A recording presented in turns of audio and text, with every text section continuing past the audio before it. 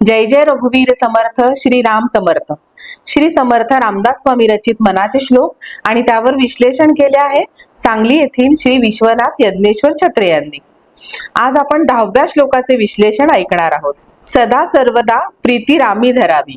माणसाला आपले आई वडील, पत्नी, मुले यांच्याबद्दल अत्यंत आपुलकी वाटत असते। त्यांच्यावर त्याचे जीवापाड प्रेम असते। त्यांच्या भल्यासाठी तो सतत झटत असतो। वाल्या कोळ्याचे असेच झाले होते। तो त्याच्या कुटुंबियासाठी वाटमारी करायचा, माणसांना मारायचा आणि त्यांच्याकडून लुबाडलेल्या द्रव्यातून कुटुंबियांना सुखसाधने मिळवून द्यायचा।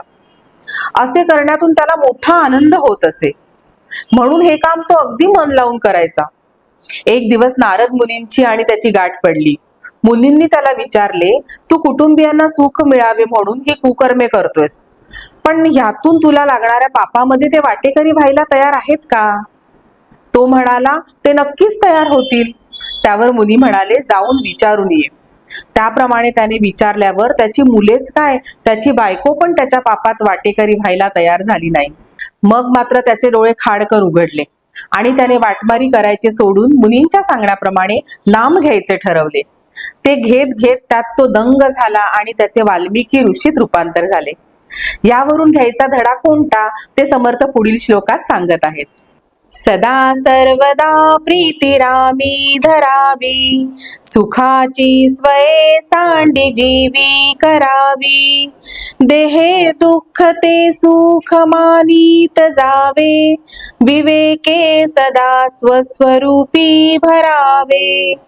समर्थांची वरील श्लोकात सांगितलेली शिकवण अंमलात आणण्यासाठी मागे त्यांनी सांगितल्याप्रमाणे चांगल्या मार्गाने धन मिळवून कुटुंबियांप्रती असलेले कर्तव्य निभावावे आणि त्यांच्याकडून कोणतीही अपेक्षा न करता रामरायाच्या प्रेमात मग्न व्हावे। त्याला आपले सर्वस्व म्हणजे मन आणि बुद्धी अर्पण करावी, म्हणजे मनाने भौतिक सुखे मिळवण्याचे संकल्प केले जाणार नाहीत। त्यामुळे बुद्धीला काहीही काम उरले नसल्याने तीही रामरायांच्या चरणी लीन होईल।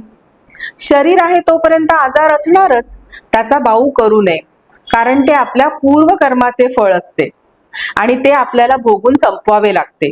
येथून पुढे आपण रामरायाच्या स्मरणात दंग होणार असल्याने आपल्या हातून पापकर्मे घडणारच नाहीत। परिणामी आपले पाप पुण्याचे खाते निरंक झाल्याने आपल्या मुक्तीचा मार्ग मोकळा होईल। एकदा ही बाब आपण समजून घेतली की आपल्या स्वभावात आमूलाग्र बदल होऊन देह प्रारब्धावर टाकायची कला आपल्याला साधेल।